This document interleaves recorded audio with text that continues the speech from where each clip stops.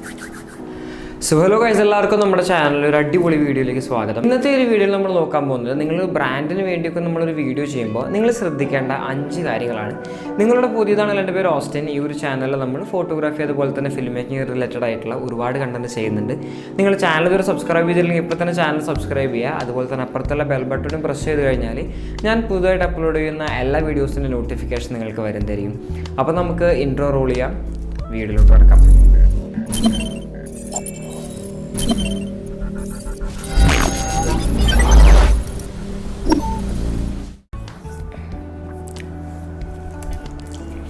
നമ്മുടെ കഴിഞ്ഞ വീഡിയോ എന്ന് പറയുന്നത് നമ്മളൊരു ഫ്രൈഡ് ചിക്കൻ കമേഴ്ഷ്യൽ ചെയ്യുന്നതിനെ പറ്റി ഞാനൊരു വീഡിയോ ഇട്ടിട്ടുണ്ടായിരുന്നു. അപ്പോൾ ആ ഒരു വീഡിയോ ഇട്ടതിന് ശേഷം ഞാൻ ഇൻസ്റ്റഗ്രാമിൽ ഒരു സ്റ്റോറി ഇട്ടിട്ടുണ്ടായിരുന്നു. അതായത് ഞാൻ സജഷൻസ് ചോദിച്ചിട്ടാണ് ആ ഒരു സ്റ്റോറി ഇട്ടിട്ടുണ്ടായിരുന്നത്. കാരണം ഫിലിം മേക്കിംഗ് ആയാലും ഫോട്ടോഗ്രാഫി ആയാലും ബ്രാൻഡിങ് ആയാലും ഞാൻ ആക്ച്വലി പഠിച്ചിട്ടുള്ളതല്ല, ഞാനെല്ലാം ഓൺലൈൻ പഠിച്ചിട്ടുള്ളതാണ്. എൻ്റെ കോഴ്സ് എന്ന് പറയുന്നത് BBA ആണ്. അപ്പോൾ എനിക്ക് അതിനെപ്പറ്റി അറിയാത്ത കുറേ കാര്യങ്ങളൊക്കെ അറിയാൻ വേണ്ടിയിട്ട് ഞാൻ ഒരു സ്റ്റോറി ഇടാനുണ്ടായി. അപ്പോൾ അതിനെപ്പറ്റി അറിയുന്ന കുറേ പേര് എനിക്ക് റിപ്ലൈ അയച്ചു. അപ്പോൾ അതൊക്കെ കൂട്ടി ഒരു കമ്പാരിസണാണ് നമ്മുടെ ഇന്നത്തെ ഈ ഒരു വീഡിയോ എന്ന് പറയുന്നത്.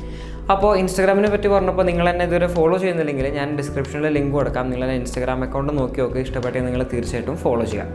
അപ്പോൾ നമുക്ക് വീഡിയോയിലോട്ട് കിടക്കാം. ഈ വീഡിയോയിൽ ഏറ്റവും ആദ്യത്തെ ഒരു ഇമ്പോർട്ടൻ്റ് ആയിട്ടുള്ള ഒരു കാര്യം പറയുന്നത് എന്താണെന്ന് വെച്ച് കഴിഞ്ഞാൽ, ആക്ച്വലി എൻ്റെ ഫ്രണ്ടാണ് എനിക്ക് ഒരു ടിപ്പ് പറഞ്ഞു തന്നത്, ശ്രദ്ധിക്കാനായിട്ട് പറഞ്ഞു. എന്താണെന്ന് വെച്ച് കഴിഞ്ഞാൽ നമ്മൾ ബ്രാൻഡിന് വേണ്ടി വർക്ക് ചെയ്യുമ്പോൾ അല്ലെങ്കിൽ ഒരു ബ്രാൻഡ് കമേഴ്ഷ്യൽ ചെയ്യുമ്പോൾ അല്ലെങ്കിൽ ഒരു ഫോട്ടോഷൂട്ടൊക്കെ ചെയ്യുമ്പോൾ നമ്മൾ നോക്കേണ്ടത് പരമാവധി ഫോക്കസ് ആ ഒരു ഒറ്റ ബ്രാൻഡിലോട്ട് കൊടുക്കാനായിട്ടാണ്. അതല്ലാതെ നമ്മൾ ഇടയിൽ കൂടെ വേറെ ബ്രാൻഡുകളോ നമ്മൾ കാണിക്കാതിരിക്കാനായിട്ട് നമ്മൾ ശ്രദ്ധിക്കാം. നമ്മളൊരു എക്സാമ്പിൾ നോക്കുകയെന്ന് വെച്ച് കഴിഞ്ഞാൽ നമ്മുടെ കഴിഞ്ഞ ആ ഒരു ഫ്രൈഡ് ചിക്കൻ കൊമേഴ്ഷ്യൽ നോക്കിക്കഴിഞ്ഞാൽ നമുക്ക് ആക്ച്വലി അതിൽ കൊക്കക്കോള കയറി വരുന്ന 2-3 ഷോട്ടുകളൊക്കെ ഉണ്ട്. നമ്മളവിടെ ശ്രദ്ധിക്കേണ്ടത് എന്താണെന്ന് വെച്ച് കഴിഞ്ഞാൽ നമ്മളിപ്പോൾ അവിടെ ഫ്രീ ആയിട്ട് കൊക്കക്കോളയ്ക്ക് ഒരു പ്രൊമോഷൻ അല്ലെങ്കിൽ ഒരു അഡ്വർടൈസ്മെൻറ്റ് കൊടുക്കുകയാണ്. ആക്ച്വലി അത്രയും വലിയൊരു കമ്പനിക്ക് ഇതൊരു കാര്യമായിട്ടുള്ള കാര്യമല്ല. പക്ഷേ എന്താണെന്ന് വെച്ച് കഴിഞ്ഞാൽ നമ്മുടെ ഓഡിയൻസിൻ്റെ ശ്രദ്ധ ഒരു മിനിറ്റ് ഒരു സെക്കൻഡ് നേരത്തേക്ക് നമ്മുടെ ഫ്രൈഡ് ചിക്കൻ്റെ ആ ഒരു ഇതിൽ നിന്ന് നമ്മുടെ കൊക്കക്കോളയിലോട്ട് പോവാണ്. അപ്പോൾ നമ്മൾ അങ്ങനത്തെ ഷോട്ടുകളൊക്കെ നമ്മൾ എടുക്കുമ്പോൾ നമ്മൾ വേറൊരു ബ്രാൻഡ് ഇൻക്ലൂഡ് ചെയ്യാതിരിക്കാനായിട്ടാണ് നമ്മൾ മോസ്റ്റ്ലി ശ്രദ്ധിക്കേണ്ടത്. ഇനി അതല്ല നമ്മൾ വേറെ ബ്രാൻഡൊക്കെ നമ്മൾ ഇൻക്ലൂഡ് ചെയ്യുന്നുണ്ടെങ്കിൽ പരമാവധി അതിന് ഇമ്പോർട്ടൻസ് കുറച്ചുകൊണ്ട് തന്നെ നമ്മൾ ഷോട്ടുകൾ എടുക്കാനായിട്ട് നമ്മൾ ശ്രദ്ധിക്കണം. രണ്ടാമത്തെ കാര്യം എന്താണെന്ന് വെച്ച് കഴിഞ്ഞാൽ നമ്മൾ ഫോട്ടോഷൂട്ടാണെന്ന് വെച്ച് കഴിഞ്ഞാൽ നമ്മൾ സെയിം പോസിലുള്ള ഫോട്ടോസൊക്കെ അവോയ്ഡ് ചെയ്യാനായിട്ട് നോക്കാം നിങ്ങൾ പോസ്റ്റ് ചെയ്യുമ്പോൾ. ഇനി അതല്ല നിങ്ങൾ വീഡിയോസാണ് നിങ്ങൾ നോക്കുന്നത് വെച്ച് കഴിഞ്ഞാൽ നമ്മളൊരു അഡ്വർടൈസ്മെൻറ്റ് നമ്മൾ ബേസിക്കലി 30 സെക്കൻഡ് to 1 minute ആണ് നമ്മൾ ചെയ്യുന്നത്. അപ്പോൾ ആ ഒരു ടൈം ഫ്രെയിമിനകത്ത് നമ്മൾ ഷോട്ടുകൾ റിപ്പീറ്റ് ചെയ്യാതിരിക്കാനായിട്ട് നമ്മൾ നോക്കുക. അപ്പോൾ നമ്മൾ ഷോട്ടുകൾ മാത്രമല്ല നമ്മൾ വീഡിയോയിൽ ചെയ്യുന്ന കാര്യമായിരുന്നു നമ്മൾ റിപ്പീറ്റേഷൻ വരാതെ നോക്കുക. കാരണം അത്രയും ചെറിയൊരു ടൈം ഫ്രെയിമിനകത്ത് നമ്മൾ ഷോട്ടുകൾ റിപ്പീറ്റ് ചെയ്ത് കഴിഞ്ഞാൽ കാണുന്ന ആൾക്ക് തീർച്ചയായിട്ടും അത് ബോറടിക്കും.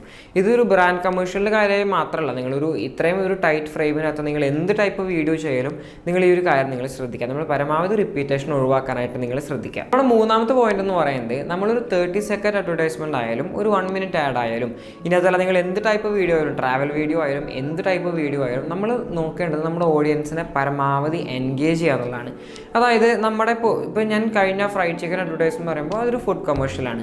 അപ്പം നമ്മുടെ എയിം എന്ന് പറയുന്നത് എന്താണെന്ന് വെച്ച് കഴിഞ്ഞാൽ ഓഡിയൻസിന് പരമാവധി ആ ഒരു കൊതി അല്ലെങ്കിൽ ഒരു ക്രേവിങ് വരുത്തുന്നതാണ്. അതായത് ആ ചിക്കൻ കാണുമ്പോൾ അവർക്ക് ഓട്ടോമാറ്റിക്കലി അവർ ഹംഗ്രി ആയിട്ട് ഫീൽ ചെയ്യുക. അതല്ലെങ്കിൽ ആ ഒരു വീഡിയോ കാണുമ്പോൾ ഓക്കെ നമുക്ക് എന്തായാലും ഈ ചിക്കൻ ഒന്ന് ട്രൈ ചെയ്ത് നോക്കണം, അല്ലെങ്കിൽ അടുത്ത പ്രാവശ്യം നമ്മൾ ഫുഡ് മേടിക്കുമ്പോൾ നമുക്ക് ഈ ഒരു ഫ്രൈഡ് ചിക്കൻ ട്രൈ ചെയ്ത് നോക്കാം. ആ ഒരു കോൺസെപ്റ്റിലോട്ടാണ് നമ്മൾ പോകുന്നത്. ഇനി അതല്ല നിങ്ങൾ ഐസ്ക്രീമോ അല്ലെങ്കിൽ എന്തെങ്കിലും മിൽക്ക് ഷേക്കിനൊക്കെ വീഡിയോ എടുക്കുന്നതെന്ന് വെച്ചാൽ നമ്മൾ പരമാവധി ടെംപ്റ്റിംഗ് ആയിട്ട് നമ്മൾ ഷോട്ടുകൾ എടുക്കാനായിട്ട് നോക്കുക. ഇനി അതല്ല നിങ്ങൾ ട്രാവൽ വീഡിയോ കൊണ്ട് ചെയ്യുന്നതെന്ന് വെച്ച് കഴിഞ്ഞാൽ നമുക്ക് പരമാവധി ആ ഒരു സ്ഥലം നമ്മൾ അട്രാക്റ്റീവായിട്ട് കാണിക്കുക. നമ്മൾ അവിടെയുള്ള കാര്യങ്ങളും അതുപോലെ തന്നെ എല്ലാ ഷോട്ടുകളും നമ്മൾ ബ്യൂട്ടിഫുൾ ആയി എടുത്തിട്ട് ഓക്കെ എന്നാൽ അടുത്ത വട്ടം നമുക്ക് ആ ഒരു സ്ഥലത്തോട്ട് പോകണം എന്നുള്ള രീതിയിൽ വേണം നമ്മൾ നമ്മുടെ ഷോട്ടുകളൊക്കെ എടുക്കാനായിട്ട്. നാലാമത്തെ പോയിന്റ് എന്താണെന്ന് വെച്ച് കഴിഞ്ഞാൽ ഓർഗനൈസിംഗ് ആണ്. ഇപ്പോൾ ഓർഗനൈസിംഗ് എന്ന് പറയുമ്പോൾ നമ്മുടെ വീണ്ടും ഞാൻ ആ ഒരു ഫ്രൈഡ് ചിക്കൻ്റെ കമേഴ്ഷ്യൽ തന്നെ പറഞ്ഞു തരാമെന്ന് വെച്ച് കഴിഞ്ഞാൽ അതിൽ ചില ഷോട്ട് എനിക്കും പേഴ്സണലി തോന്നിയൊരു കാര്യമാണ് ഫുഡ് പ്രോപ്പർലി അറേഞ്ച്ഡ് അല്ലാന്ന്. അതായത് ഇപ്പോൾ നമ്മളൊരു ബിഗ് ബഡ്ജറ്റ് കൊമേഴ്ഷ്യലൊക്കെ ചെയ്യുന്നതെന്ന് വെച്ച് കഴിഞ്ഞാൽ നമുക്ക് ഫുഡ് സ്റ്റൈലിസ്റ്റൊക്കെ ഉണ്ടായിരിക്കും, അവരായിരിക്കും ഫുഡ് സ്റ്റൈൽ ചെയ്ത് ഓർഗനൈസ് ചെയ്ത് വെക്കുന്ന ആൾക്കാർ. നമ്മളൊരു ബഡ്ജറ്റിൽ ചെയ്യുമ്പോൾ നമ്മൾ പരമാവധി നമ്മൾ നെറ്റിൽ നോക്കി കാര്യങ്ങളും ടിപ്സൊക്കെ എടുത്തിട്ട് നമ്മൾ നല്ല ഭംഗിയിൽ നമ്മുടെ ഫുഡ് നമ്മൾ അറേഞ്ച് ചെയ്യാനായിട്ട് നോക്കുക. കാരണം എന്താണെന്ന് വെച്ച് കഴിഞ്ഞാൽ നമ്മുടെ കാണുന്ന ആൾക്ക് അത്രയും ഒരു പ്ലസൻ്റ് ആയിട്ടുള്ളൊരു ഫീൽ കിട്ടണമെങ്കിൽ നമ്മൾ ഒന്നുകൂടെ നല്ല രീതിയിൽ നമ്മൾ ഫുഡ് അറേഞ്ച് ചെയ്തിരിക്കണം. അതുപോലെ തന്നെ ആ ഒരു ഫുഡിൻ്റെ ഫ്രഷ്നെസ് നമ്മൾ കീപ്പ് ചെയ്യാനായിട്ട് മറക്കരുത്. ഇതിപ്പോൾ ഒരു ഫുഡ് കമേഴ്ഷ്യൽ മാത്രമല്ല, എന്ത് കമേഴ്ഷ്യലായാലും നമ്മൾ എത്രത്തോളം നമ്മൾ ഓർഗനൈസ് ആൻഡ് നീറ്റായിട്ടാണ് നമ്മുടെ സെറ്റ് നമ്മൾ വെക്കുന്നത് വെച്ച് കഴിഞ്ഞാൽ ആ വീഡിയോയ്ക്ക് അതിൻ്റെതായ ഒരു ബ്യൂട്ടി എന്തായാലും ഉണ്ടായിരിക്കും. അഞ്ചാമത്തെ അല്ലെങ്കിൽ ഫൈനൽ ഫാക്ടർ എന്ന് പറയുന്നത് ഭയങ്കരമായിട്ട് അണ്ടർ റേറ്റഡ് ആയിട്ടുള്ളൊരു കാര്യമാണ് സൗണ്ട് എഫക്ട്സ്. അപ്പോൾ സൗണ്ട് എഫക്ട്സ് എന്ന് പറയുമ്പോൾ ഞാൻ ഉദ്ദേശിക്കുന്നത് നമ്മുടെ ബാക്ക്ഗ്രൗണ്ട് മ്യൂസിക് അല്ലാതെ തന്നെ നമ്മൾ വീഡിയോയിൽ ചെയ്യുന്ന ഓരോ കാര്യങ്ങൾക്കും നമ്മൾ ഓരോ സ്പെസിഫിക് സൗണ്ട് എഫക്റ്റ് കൊടുക്കുക എന്ന് വെച്ച് കഴിഞ്ഞാൽ ആ ഒരു സംഭവം നമ്മുടെ ഓഡിയൻസിന് അത്രയും നമ്മുടെ വീഡിയോയിലോട്ട് പിടിച്ചിരുത്തും. കാരണം സൗണ്ട് എന്ന് പറയുന്നത് നമ്മുടെ വീഡിയോയുടെ അത്രയും ഇമ്പോർട്ടൻ്റ് ആയിട്ടുള്ള ഒരു കാര്യമാണ് നമ്മുടെ സൗണ്ട് എഫക്ട്സ്. നിങ്ങൾക്ക് റോയൽറ്റി ഫ്രീ സൗണ്ട് എഫക്ട്സ് നിങ്ങൾക്ക് സൈറ്റുകളിൽ നിങ്ങൾക്ക് ഗൂഗിളിൽ തന്നെ കിട്ടും. അതിൽ നിന്ന് നിങ്ങൾ പല ടൈപ്പ് സൗണ്ട് എഫക്ട്സ് നമുക്ക് റിവേഴ്സ് ചെയ്തുകൊണ്ടൊക്കെ നമുക്ക് യൂസ് ചെയ്യാം. നമ്മുടെ ക്രിയേറ്റിവിറ്റിക്ക് അനുസരിച്ച് നമ്മൾ ആ സൗണ്ട് എഫക്ട്സ് അടിപൊളിയായിട്ട് വേണം നമ്മൾ യൂസ് ചെയ്യാനായിട്ട്. ഞാനൊരു ചെറിയ എക്സാമ്പിൾ പറയാമെന്ന് വെച്ച് കഴിഞ്ഞാൽ, നമ്മളൊരു ഷോട്ട് കണ്ടുകൊണ്ടിരിക്കുകയാണ്.